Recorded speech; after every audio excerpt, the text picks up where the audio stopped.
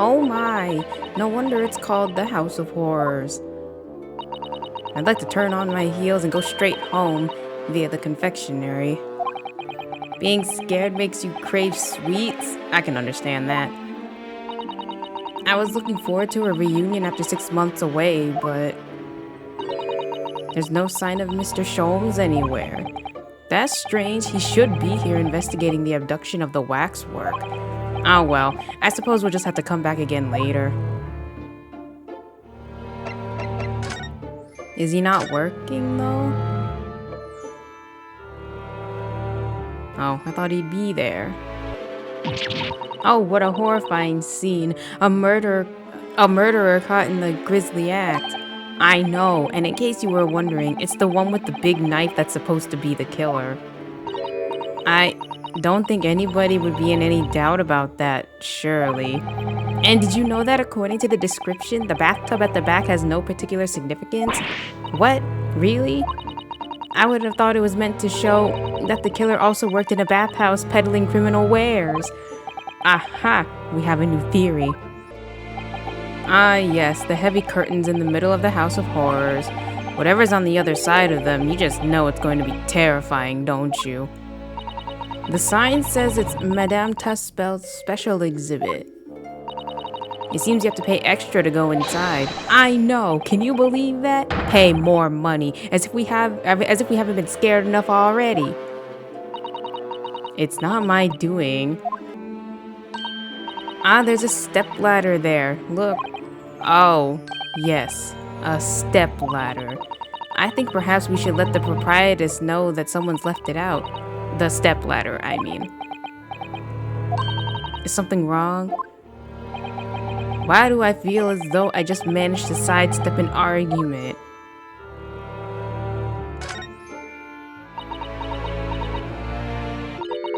This one's posture reveals his weakness. Sorry? The killer's stance leaves him wide open to attack. I'm quite sure I could see him off. With a Susato takedown, then a Susato squash, and finally a Susato smash. Right. And if that doesn't render the culprit unconscious, a Susato slam should finish him. A Susato slam? Oh, I'm sorry. It's rather hard to explain.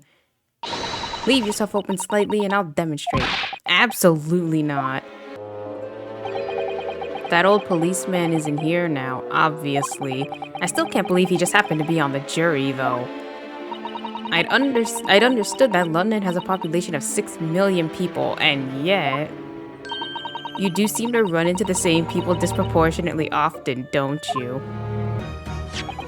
About this, Gina. Yeah, I'm still learning my letters at the moment. I only know A to E, so if it ain't too much bleeding trouble... Oh, actually, Gina, it's the back of the card that's important. How come? There's just a dirty old smudge in the back, that's all. It turns out that this is very high quality French machine oil. It has a very particular scent, apparently. You don't say. Let's have a whiff, then. You sure? I don't smell nothing. No, we didn't mean that you should smell it. Oh, right, you mean Toby. His sense of smell is so good he can track people over the oceans, can't he? Professor Harebrain informs us that this oil is unique to Mr. Drebber's workshop. Wait, she's like holding it like that.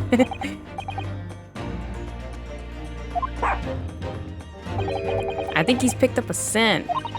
So you mean if he follows the scent of this oil, Toby could lead us to that dodgy cove's workshop? That's right. That's exactly what we were hoping. Alright then, we'll give it a go. I'll just borrow that. What? Wait, when did you... Once a pickpocket. If I can lead everyone to that Drebber's workshop, I'll be the boss's boss before next week. Oh yes, Gina. I'm sure you'll be promoted. Poor Gregson. Right then, Odo, leave it to me. Sorry? We're gonna get going after that dodgy engineer cove right this minute. Oh, but hang on. Someone's supposed to be on guard duty here all the time. I'm afraid we can't help. We need to get on with our investigation as well, Gino. Ow. Right. Oh well, never mind. It ain't gonna be me what gets it in the neck. It'll be the boss. Poor Gregson. Again. Ready, Toby? Got that oil scent, Avia? Come on then, boy. See you later. I do hope the scent of that oil leads into that swindler's workshop. Yes, I hope so too. Ideally before the dog swims across the channel to France. Well, I think we've done all the investigating we can here for now. If we could just determine the whereabouts of Mr. Drebber. I'm sure Gina and little Toby won't let us down. Now then, you think we ought to try to speak with Mr. Sholmes at this point? We have things to discuss and I'm dying to meet him again after all these months. Yes, it's quite possible he might know something useful. You're right. We ought to find him at... Okay. Okay, this is the... Okay, I went a little bit... Okay. Oh yeah, Iris told me about his latest unusual. I missed it.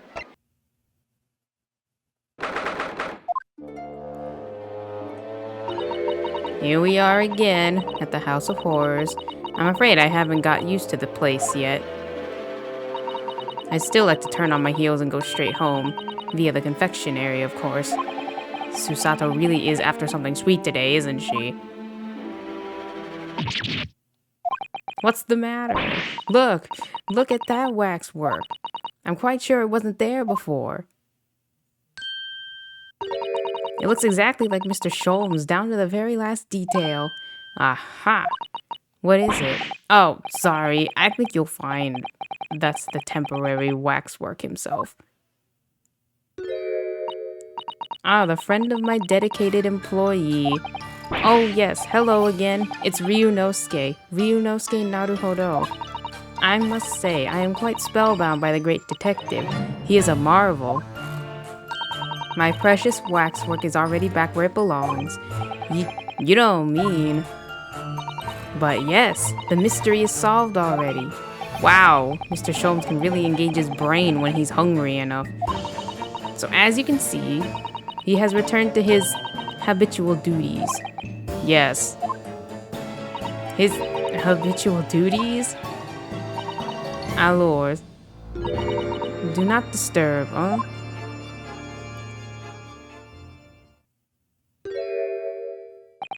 Poor Susato, she looks very perplexed.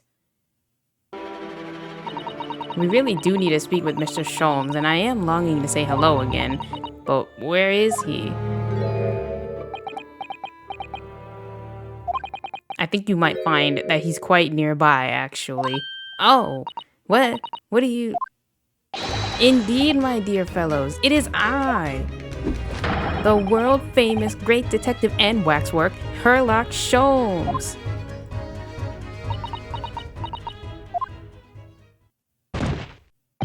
Susato! Susato!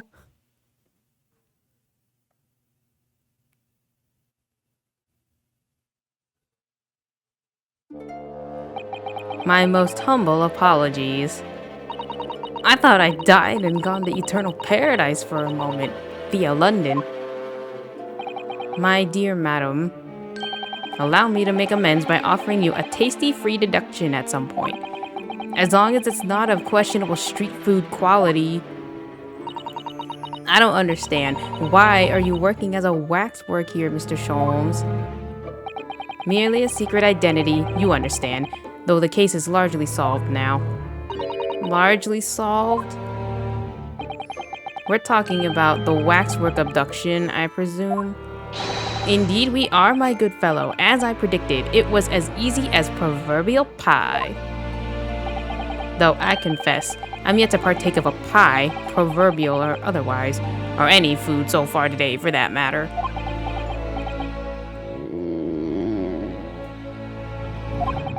That stomach rumble echoed around the whole museum. So how did you manage to solve it so quickly? Well, do remember I said it was largely solved. Anyway, I simply negotiated with the culprit. Are you familiar with the so-called telephone?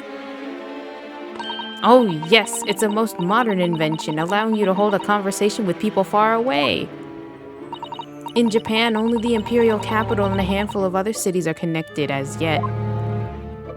This morning, a telephone call was received here from the perpetrator of the abduction. As such, I was able to negotiate terms, and in the end, the waxwork was returned. That's amazing! Just between you and I, it would appear the culprit had always intended to return the stolen waxwork in any event.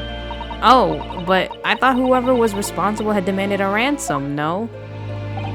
Yes, I think perhaps the ransom demand was necessary to avoid unwanted suspicion regarding the true motive. But does that not mean your negotiation was entirely unnecessary? A fact that I must ask you to keep from Madame Tuspel's at all costs. A hungry young Iris awaits my return to Baker Street after all. Poor Iris. Now then, I do sense that you have some business with this great waxwork.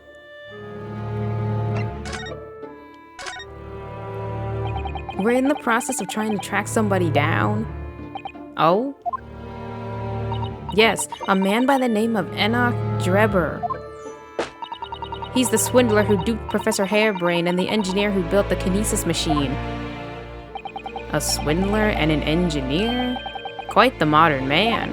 He also seems to be a conjurer of sorts too, with considerable knowledge of stage magic. We really need to locate him before the trial resumes tomorrow morning, but we have so few clues to go on. That's the trouble. Do you have any good ideas? I have no data yet. It is a capital mistake to have good ideas before one has data. If I knew something of the man's appearance, at least, I may be in a better position to help. Yes, Drebber's appearance. Fortunately for you, however, presently I have little to occupy myself and little to fill my stomach. As soon as you find any clue, no matter how small, I should gladly give you my thoughts on it. Okay, I have his picture. Looks like an anime man if I ever seen an anime man. Mr. Shones, would you cast your eyes over this photographic print? It's of Mr. Enoch Drebber, the face of the engineer we seek. Well, all Englishmen look broadly the same, of course, so looking at the photograph won't be particularly instructive. Are you all right, Mr. Sholmes? Oh, yes, forgive me. Very interesting, this. Very interesting indeed. What's wrong, Mr. Sholmes? You've turned quite pale all of a sudden. Mr. Sholmes, did you lie to us? My dear Mr. Naruhodo, stay that piercing stare. What is this about? Last winter, when we were first on our way to Britain aboard the steamship, your words were very clear. So then, let us unravel this mystery and discover what events led to this curious murder. You told us that it was murder, and you examined Kazuma's body. Indeed, and wherein lies the problem? We met him earlier today, the victim, Kazuma Asogi. You're quite sure? He was wearing some sort of mask and was apparently suffering from amnesia. But yes, I'm quite sure it was Kazuma.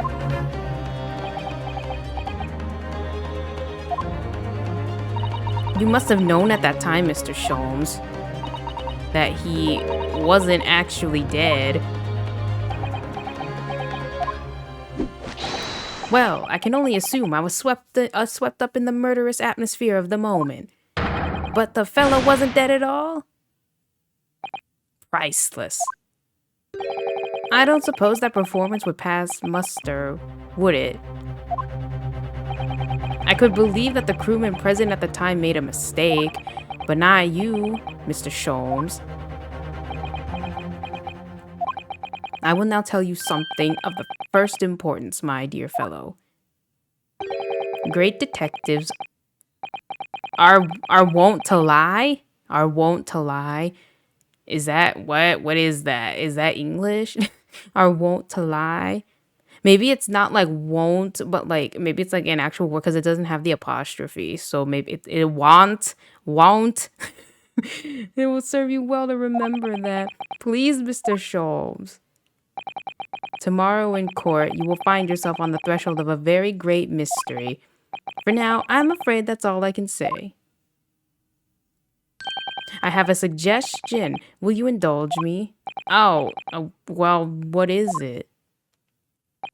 As I explained to you when you arrived, the missing waxwork has been returned, and I personally reinstalled it in the exhibition from which it was taken, behind those thick curtains. Oh, yes, the professor exhibit, isn't it?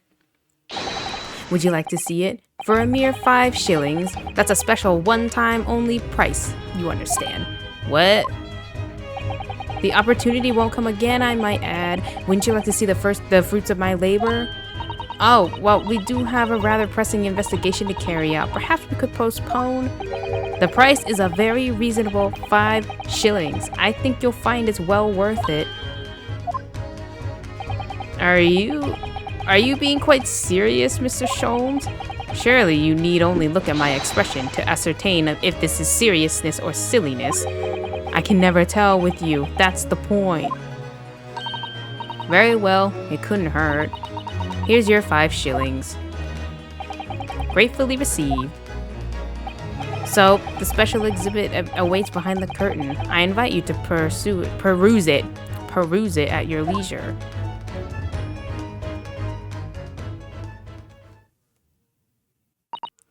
Well, the money's been spent, so let's go and see the special exhibit. Oh, I guess it's not per person. Through those heavy curtains at last.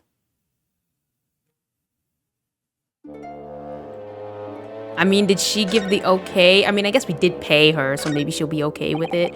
5 shillings we had to pay. Doesn't seem right somehow that Mr. Sholmes slipped the money into his own pocket, does it? No. Well, we could ask Gina to retrieve it for us using her special skills. Pickpocketing police officers and diddling detectives. Is this what makes Britain great? Not to mention demigod prosecutors taking the law into their own hands or chip-loving inspectors. Inspector Gregson comes off rather well in that list, I think.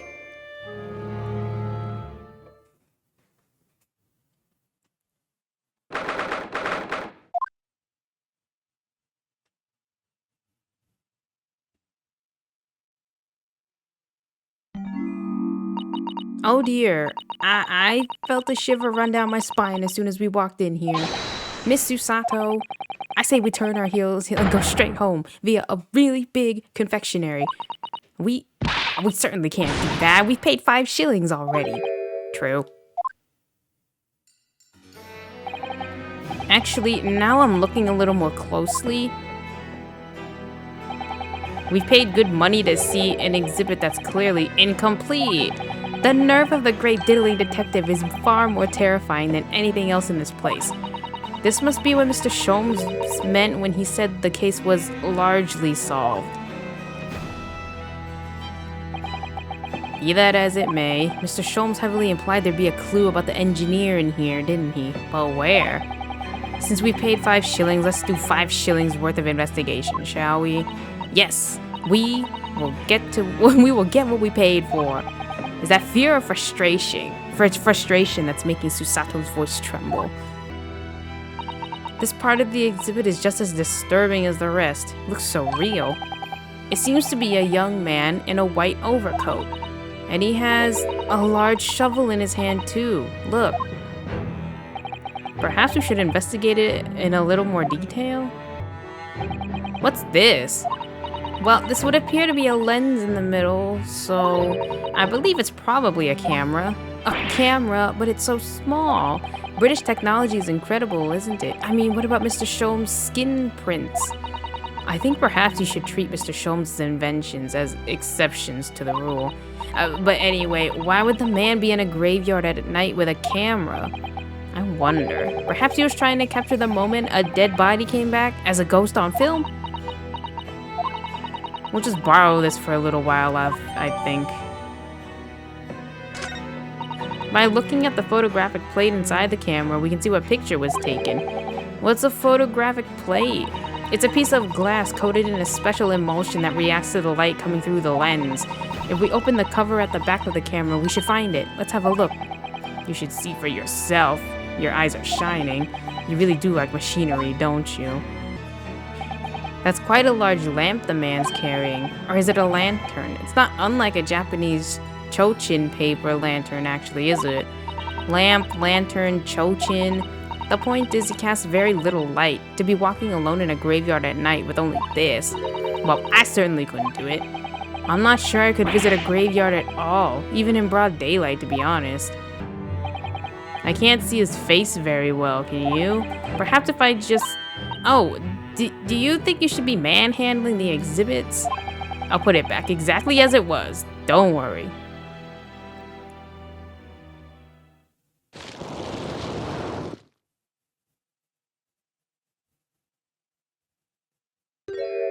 Oh, that's him. What on earth? How can... I don't believe it. A black monocle.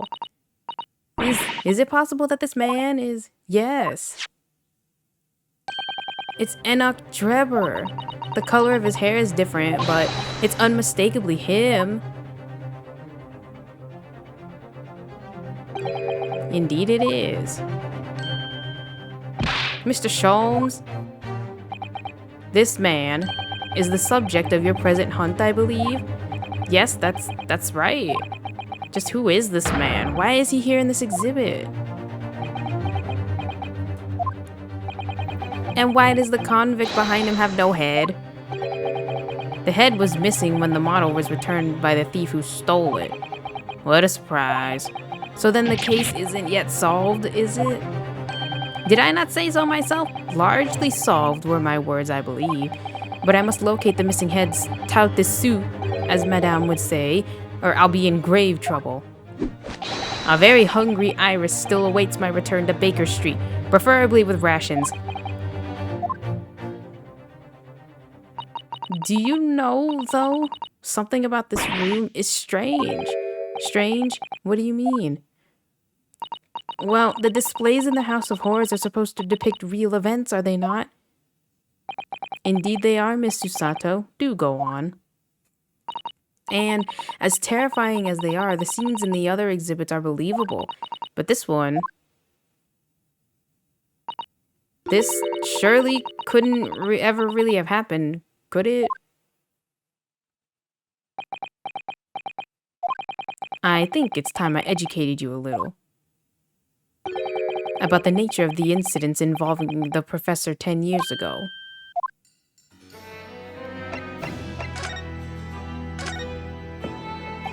I believe I told you a little about the professor yesterday, did I not? He took the lives of 5 victims, everyone being either a member of the aristocracy or royalty. All were attacked by an enormous hunting hound and had their throats ripped from their bodies. Oh gosh, an enormous hound? How awful. After taking the life of his 5th victim, the killer was apprehended. It was a case of unprecedented magnitude in Britain, you understand. Accordingly, the professor was tried in a closed court. No members of the public were permitted. A closed court? So you mean that the professor's identity? As you've surmised, my dear fellow, his identity was never made public. Naturally, he was found guilty and was summarily sentenced to death by hanging. But he was buried in a grave at Lowgate Cemetery, which adjoins the rear of the prison where he had been held. However, that was not the end of the affair. Oh. The very night that he was buried, the convicted man came back to life. Came back to life? He clawed his way out of the ground and emerged into the moonlit graveyard. The exhibit here depicts that very scene as described by the sole witness to those chilling events. There was a witness? But of course, my dear fellow, it was none other than the young man in the white overcoat. Enoch Drebber. He saw it happen?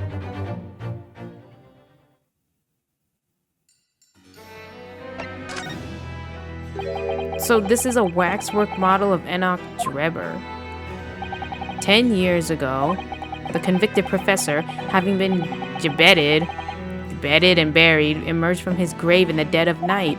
The sole witness to that unimaginable scene was this young man. From appearances, I would say he was about 20 years old.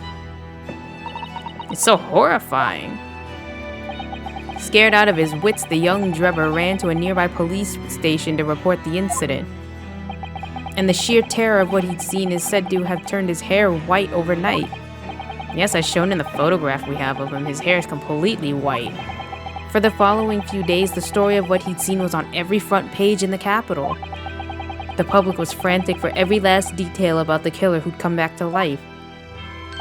As you've seen, the exhibit was even created here at Madame Tussauds. I can quite understand why the man's hair turned white, certainly. But what I don't understand is what Mr. Drebber is doing was doing in the first place, in a lonely graveyard in the middle of the night. Yes, what was he up to?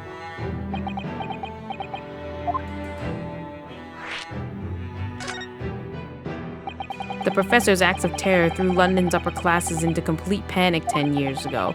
It was a great scandal, one might say, at the very highest levels of society. And since the killer's identity was never made public, rumors abounded. After all, no killer had ever before systematically employed a dog as a weapon of murder. Yes, I can imagine the impact the case must have had. But in time, of course, the rumors abated. So too did talk of the shocking witness account of the convict who came back to life.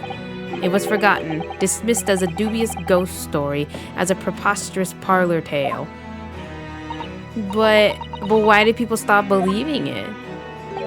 Why? Simply because there was no resurrection to speak of, as was established in fact. What do you mean by no resurrection?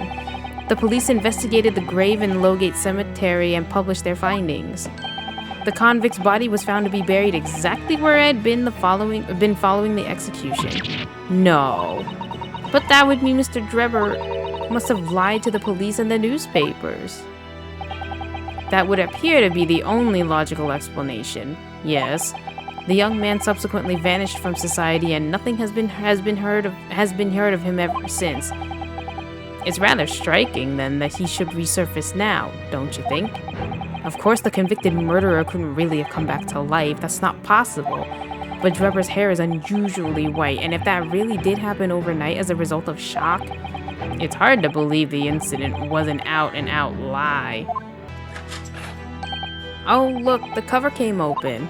Yes, now there should be a glass plate inside. You have to change the plate with each new photograph you want to take, you see. Is something wrong? There is no plate. It's been removed. Oh, what a pity. But I suppose if you think about it, this wouldn't be the actual camera that was used at the time, just like the waxwork isn't the actual person. So we'd never have found a photographic print of the executed convict coming back to life anyway. Oh, yeah, you're quite right. Poor Susato, she looks devastated. What a wonderful machine. You really love contraptions like this, don't you? Oh yes, anything mechanical I find absolutely irresistible. Almost irresistible, surely. Well, whenever I see a pocket watch, for example, I can't help myself. I simply have to take it apart. That's worrying. Yes, father tells the time by rumblings of his stomach now. He's given up on having a watch. Poor Professor Mikotoba. Look, Mr. Naruhodo, what is it? On the bellows just here, there seem to be some very dark red stains. Yes, you're right. Looks like blood, actually. Oh my. I'm sure it's not what you're thinking. I don't think I examined this guy. I was like, wait, I don't think I examined him. This must be the killer, the fiend known as the Professor. Yes, I think so, according to what Madame Tussauds said. He killed 5 victims, all of noble or royal blood. The waxwork is so lifelike, isn't it? Like all the models in this place. I know, it looks like it could start moving at any moment, doesn't it? If only it had a head, that is. Perhaps we should examine it in a little more detail? I can't move the thingy. So this is the condemned man. Yes, the so-called professor. Then perhaps his head was chopped off by a guillotine? But unable to find peace, he emerged from his grave as a headless ghost. Do we have to entertain such terrifying ideas? Anyway, I'm sure the model had a head once. There's a metal fitting for it, see?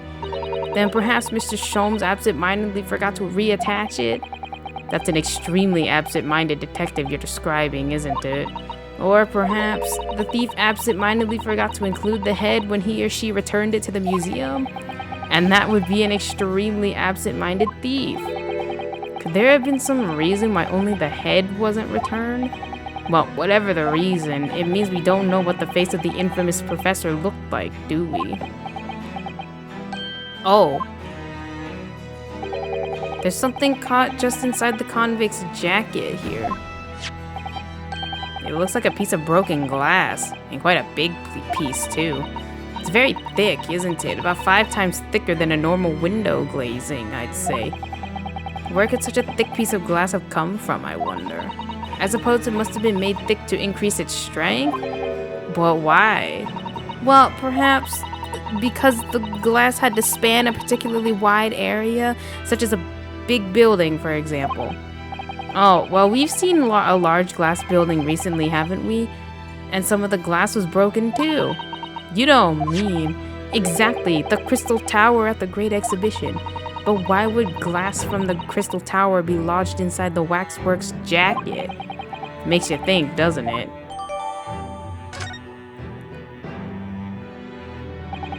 Earlier in court, we established that the kinesis experiment was a trick, and now we discovered this fragment of glass here in this waxwork. Is it just a coincidence? Oh, like maybe they used the waxwork as like the dummy or whatever?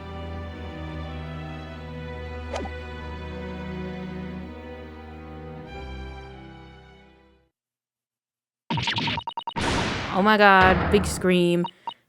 Well, what the bleeding Nora? Oh, though, why have you gone and done? Gina, what are you doing here? I asked Iris and she said this is where you'd be, so... Gina, not so loud in the museum. Madame Tussbells will have you take a position as a waxwork if you're not careful. I think there might be a more pressing concern. I still had some flash powder left from 6 months ago, so... Alright, Gina, we understand, but please, put down the gun.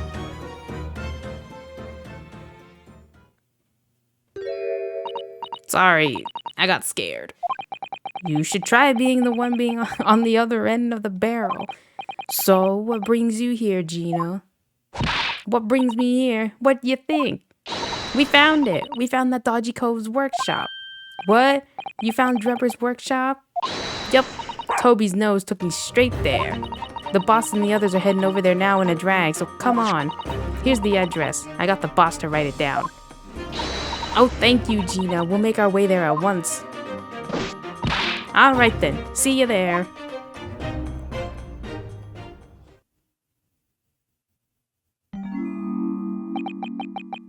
You go. Don't mind me. I'll just stay here.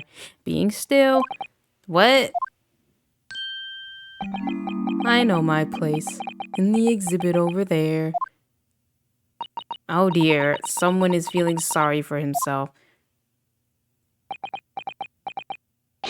Let's go, Mr. Sholmes. You're coming. Your words hearten me, I must say, but if I were to shirk my duties here, Madame would have me pay monetary recompense and Iris's dinner. Forget that. I'll pay for everything. Then there's not a moment to lose, my dear fellow. I shall hail a carriage at once. No offer to share the cost from Mr. Sholmes, then. I shall gladly pay half. Thank you. Right, let's go.